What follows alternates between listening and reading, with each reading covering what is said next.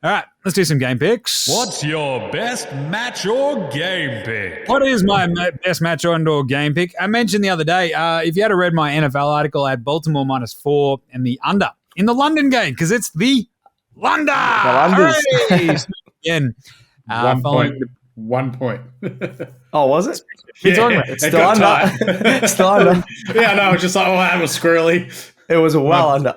My beloved Tennessee Titans continue to suck. Absolutely never in doubt. Need to find my hat.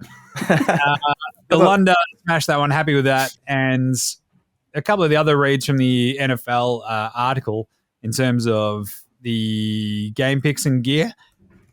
I was most disappointed by Atlanta this week. That was just atrocious. What the hell happened to them? Desmond Ridder just fell apart. You knew it was sort of coming, but he's been amazing at home, so you figured he'd just have an implosion on the road. Indy not getting there against Jacksonville, that was a bit of a surprise. Gardner Minshew.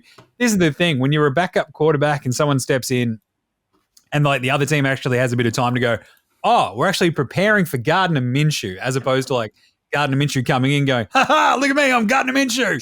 And doing crazy Gardner Minshew stuff. They can actually shut you down because you're actually not that good, it turns out. So good win by Jacksonville, but that was sort of my two other big misses. Seattle, plus or minus, well, they were +2.5. I don't know what it says, -2.5 on the site. That came close. Miami covered, crushed that one. Chicago, that missed as well. Nailed hang on a second. Did I pick San Francisco? That's bad. All right, looking through these, did not do great. Good job. No, Houston did good. I was happy with that. I think I took the Pats as well. Oh, this is just horrifying. Anyway, at least I know that Baltimore pick. That's what matters because that was on the show. Yes. Or was it? Anyway, Yeah, Dallas was. Chargers, Monday, over 51 points. We're going to go the over. This is two interesting offenses, two high-powered offenses when they get going. Dallas's defense is obviously really good. At least it has been against bad teams. The Chargers can sort of throw on anybody. Doesn't really matter, it seems. They can run a little bit. They've got the former Dallas offensive coordinator as well, which is pretty interesting. Kellen Moore. He is now the Chargers OC. But more importantly, 7 of the 10 games that these two teams have played have gone over, 51. So we're just going to stick with the over. The Chargers D can't really stop too many folks. And it's most of their games have just turned into shootouts, right? So Dallas, you think they'll get a couple of stops, but Juzzy Herbs is good enough that they might sort of just keep it rolling, I guess. And Chargers have only played 4 games this year. Yeah, that's what I thought. So there you go. It's 6 of the 9 games have gone over because they've gone 34, 36, 50, 27, 24, 24, 28. And the only one that didn't go over the 51 for the Chargers was the weird, horrible Raiders game, which was just bad. So I think Dallas, they've got plenty of weapons. Chargers got plenty of weapons. We're going to go the over. And came very close to hitting that multi that I gave out on Friday as well. The Miami, Detroit, Philly, when we cut out the AFC South teams, that was at $6.68. Philly with a big disappointment right there at the end with the big Jalen Hurts one. But Stats guys, should we take a bit of a victory lap here? Oh, we were spot on here. Yeah, why not? Absolutely nailed every single one of the Friday game, well, the Friday picks for the NBL for Friday and Saturday. All 4. How good is that? Nice. So Sydney, Melbourne, Sixers, and the Phoenix. So the bloody Phoenix, just a whole different team at home. Just pick them at home, don't pick them away. I love the Jackies, obviously, but wow, Phoenix, yeah, they're at home. Nice. Never go against them. They were laughing. Righto. Good stuff. Alex, what about you for your match and/or game picks? Yeah, so just having a look at a soccer game coming up in the next couple of days. Australia taking on New Zealand, and shockingly, it's not in Australia nor New Zealand.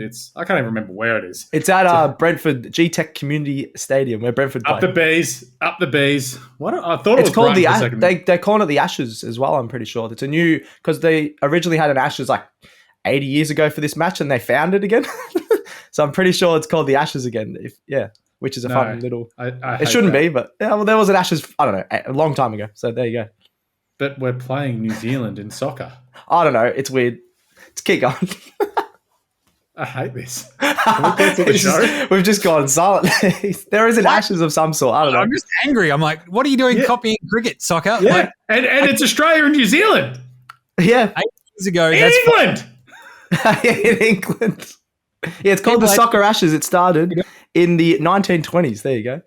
Lift up your socks, people in the 100 years ago. What are you doing? That is shocking gear.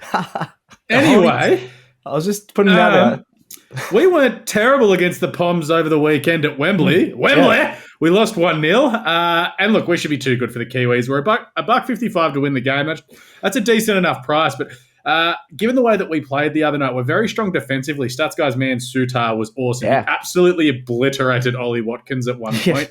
Australian under 3.5 goals for the match at $2.05 seems a good way to look at this game, even if it's 2-1, 2-0, something like that. I don't feel like we'll get a lot of goals because, let's be honest, both teams don't have many attacking options going forward.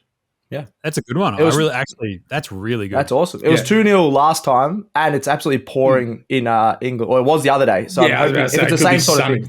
Yeah. Anyway, we'll have a look. Who knows? It's interesting. Yeah. Good call. Yeah, I like nice. it. I like that. Stats man. Back to Australia versus Sri Lanka in the Cricket World Cup tonight. Both sides are Is this also the Ashes? I just need to check. This is definitely not the Ashes.